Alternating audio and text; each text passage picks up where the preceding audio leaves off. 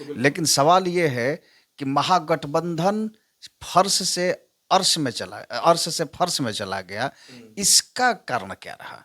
क्योंकि जिस तरह से एक तरफ अगर हम देख रहे हैं एनडीए के जिस तरह से ग्राफ बढ़ रहा है, महागठबंधन डाउन, यहाँ तक कि तेजस्वी यादव की सीट भी फंसी हुई है। बिल्कुल बिल्कुल। तो जो पार्टी के बड़े लीडर हैं, बड़े-बड़े जो उनके लीडर हैं, वो धाराशायी हो गए। तो ऐसे में क्या लगता है कि क्या वजह रही कि इसमें, चूँकि एक तरफ ये कहा जाता है कि यादव वोटर्स जो हैं, वो तेजस्वी यादव के समर्थक हैं पूरी तरह से। अगर ये मैंडेट जो 208 का आंकड़ा हम लोग देख रहे हैं एनडीए में, तो इससे तो साफ लगता है कि यादवों ने भी खुल करके बीजेपी और एनडीए को वोट किया है। क्योंकि अगर एक तरफा वोट जाता तो महागठबंधन की इतनी बुरी स्थिति नहीं होती।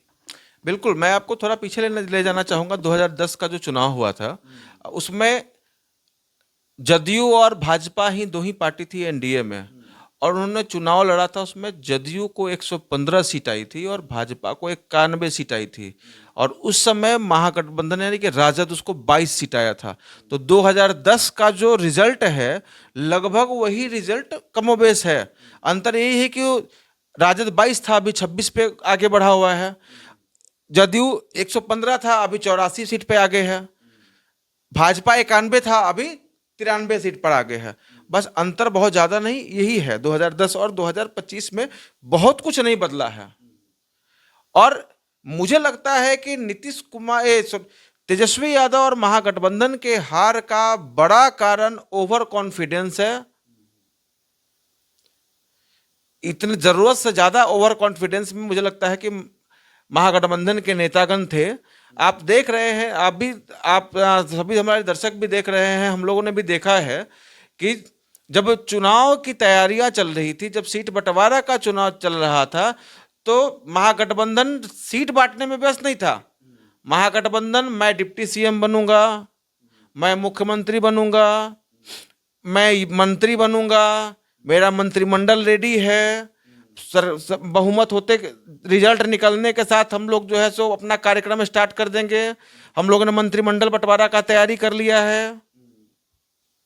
इसके बाद कांग्रेस से पूछा था कि मुख्यमंत्री, राजद कहती थी कि तेजस्वी यादव मुख्यमंत्री ही बनेंगे। तेजस्वी यादव स्वयं कहते थे कि मैं मुख्यमंत्री का प्रत्याशी हूं। और कांग्रेस से पूछने पे कांग्रेस के बड़े लीडर कहते थे अभी तय नहीं हुआ है। उनके वीआईपी के मुकेश सहनी कहते थे उप मुख्यमंत्री तो मैं ही बनूंगा, उप मुख्यमंत्री कौन बनेगा ये तो पार्टी तय करेगी, विधायक दल का नेता तय करेगा। तो इस तरह का खुद में ही लोग मंत्रिमंडल और सरकार और ये वो कर रहे थे और जमीन पे काम नहीं कर रहे थे। एनडीए का, भाजपा का, जदयू का चुनाव अभियान लगातार पिछले 1 साल से चल रहा था, बूथ लेवल मीटिंग से लेकर सब कुछ। आरजेडी का कहीं कोई महागठबंधन के किसी भी दलों का कहीं भी कोई बूथ लेवल का मीटिंग या कार्यक्रम चलता हुआ हम लोगों ने नहीं देखा है। साथ साथ जब सीट बंटवारा की बात थी, पहले हो रहा था कि सब कुछ तय है। आपने देखा है कि नॉमिनेशन के आखिरी 1 दिन 2 दिन में टिकट फाइनल होता था और लोग को मिलता था। तो कैंडिडेट, महागठबंधन के कैंडिडेट्स में ही कंफर्मेशन नहीं था कि कौन लड़ेगा, कौन सा सीट किस दल को जाएगा, किस गठबंधन को जाएगा, इसका पता नहीं था। लास्ट में किसी को भी टिकट दे दिए, किसी को सिंबल दे दिए, फील्ड में उतार दिए। उसके बाद तेजस्वी यादव को जब तक कांग्रेस ने मुख्यमंत्री पद का प्रत्याशी घोषित नहीं किया, तब तक तेजस्वी यादव प्रचार प्रसार में नहीं निकले। अच्छा, एक और रीजन भी तो है, जैसे बहुत सारे सीटों पर कांग्रेस और आरजेडी आमने सामने है। तो ये सीपीआई और आरजेडी आमने सामने है, तो ये भी तो एक फैक्टर होगा। जी बिल्कुल, मैं वही कहना चाह रहा था कि तेजस्वी यादव नहीं घूमे। जब तेजस्वी यादव घूमने के लिए तैयार हुए तो मुकेश सहनी मुंह फुला के बैठ गए। कांग्रेस ने लास्ट में कहा कि मैं तेजस्वी यादव मुख्यमंत्री बनेंगे, लेकिन अब मुकेश सहनी का नाम अनाउंस नहीं कर रहे थे। उसको लेके हम लोगों ने देखा कि मौर्या होटल में दिग्विजय सिंह आके, कांग्रेस के वरिष्ठ नेता, पूर्व मुख्यमंत्री, राजस्थान आके रुके हुए थे। फिर उन लोगों प्रेस कॉन्फ्रेंस का टाइम सुबह 9 बजे का निर्धारित था, लेकिन मुकेश सहनी का डिप्टी सीएम का पद निर्धारित नहीं था, इसलिए 2 घंटा वहां फिर मीटिंग हुआ। वो 9 बजे का प्रेस कॉन्फ्रेंस 11-12 बजे 1 बजे हुआ। उसके बाद घोषणा होता है।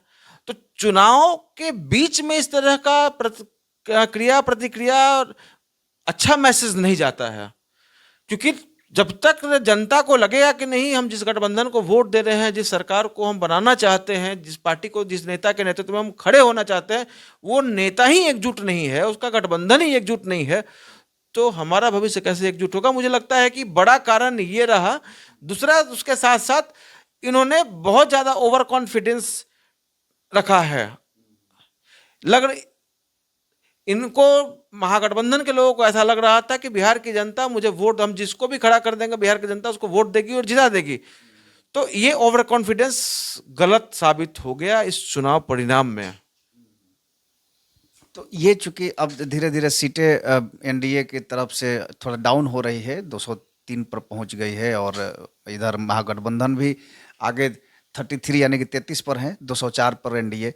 तो ये खैर जो 25 राउंड का काउंटिंग होगा उसमें एक आध जो सीटें आगे पीछे जा सकती हैं। तो ये तेजस्वी यादव का जो ओवर कॉन्फिडेंस ने महागठबंधन को ले डूबा, कांग्रेस और इनकी जो घटक दलें हैं उनमें समन्वय नहीं हो पाई। आखिर में सीपीआई ने अपने कैंडिडेटों का लिस्ट जारी कर दिया, आरजेडी ने कैंडिडेट उतारने शुरू कर दिए, कांग्रेस सबसे लास्ट में उतरी। बहुत सारे सीटों पर इनका फ्रेंडली फाइट रहा। कालगांव में कांग्रेस के सामने आरजेडी थी। तो कुल मिला के ये फैक्टर्स काम कर रहे थे। एक और सवाल होता है कि जैसे ओवर कॉन्फिडेंस, आरजेडी का ओवर कॉन्फिडेंस, कहा जाता है कि आरजेडी में थिंक टैंक जो है वो संजय झा, सब माफ कीजिएगा, संजय यादव। तो संजय यादव के नेतृत्व में, उन्हीं के देख रेख में ये पूरे चुनाव का खाका रचा गया।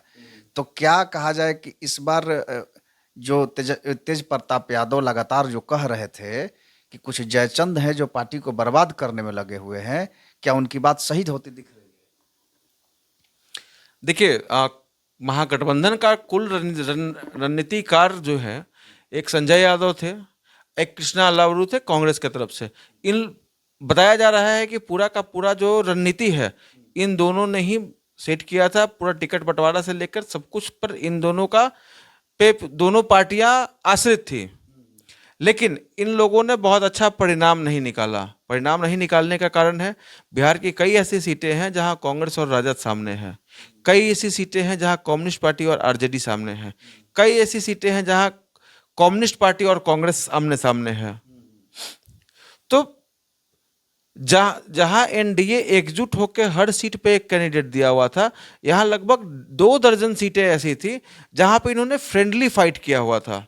तो फ्रेंडली फाइट का सीधा सीधा नुकसान हो रहा है। जैसे मैं आपको एग्जांपल बताता हूँ, एक सीट का महुआ है जो तेज प्रताप यादव की सीट है। तो तेज प्रताप यादव की सीट जो है, जहां से वो 2015 में विधायक बने थे, उसके बाद हसनपुर से 2020 में बने थे, 2025 में फिर कूद के वहां चले आए महुआ में। मैं महुआ की बात करता हूँ। महुआ में राजद के जो विधायक थे डॉक्टर मुकेश रोशन, वो जितने वोट से हार रहे हैं उससे ज्यादा वोट तेज प्रताप यादव और एक एआईएमआईएम से बच्चा राय है, राजद का नेता है पहले का, वो दोनों मिलके काट रहा है। तो नुकसान तो हो गया आरजेडी का। और तेज प्रताप यादव को का तेज तो बिहार की जनता ने मध्यम कर दिया। वो जिस हिसाब से अपने आप को उड़ते उड़ते जा रहे थे और अलग रुख अख्तियार कर रहे थे, मुझे लगता है कि पार्टी का और महागठबंधन के हार में एक बड़ा फैक्टर वो भी है। वो लोगों के बीच में ये मैसेज एनडीए ने दे दिया कि जो परिवार को एकजुट नहीं रख सकता है, वो बिहार को एकजुट कैसे रखेगा। तेज प्रताप यादव ने क्या किया कि तेजस्वी यादव के खिलाफ कैंडिडेट दिया। नतीजा देख लीजिए, भले उनका कैंडिडेट को 100 वोट नहीं आया, लेकिन मैसेज गया कि दोनों भाई लड़ रहा है, तो तेजस्वी जीतेगा कि नहीं जीतेगा। तो अभी तेजस्वी जी का हार का स्थिति बना हुआ है, जीतेंगे कि हारेंगे कहना मुश्किल है। तभी 10,000 9,000 वोटों से वो पीछे चल रहे हैं। तो दूसरी चीज है कि तेज प्रताप यादव, कल रात में भी हमने उनका बयान सुना था कि मैं जीत रहा हूं, ये कर रहा हूं, वो कर रहा हूं। वहां 4थे नंबर पे सुबह से थे, अभी थोड़ा देर पहले 3रे नंबर पे आए हैं। 14,000 वोट काटे हैं। वोट काटे, नुकसान राजद को कराए। तो एक चीज तो तय है कि तेज प्रताप यादव का राजनीति तो डूब गया। अब यदि एनडीए उनका उपयोग करती है, क्योंकि एनडीए जो है सो हवा के रुख को मापने का नीतीश कुमार के पास मशीन है। हवा किस रुख में जाएगा, हवा को किस रुख में भेजना है, किसकी राजनीति को उठानी है और किसकी राजनीति को बैठाना है, ये नीतीश कुमार से बेहतर कोई नहीं जानता।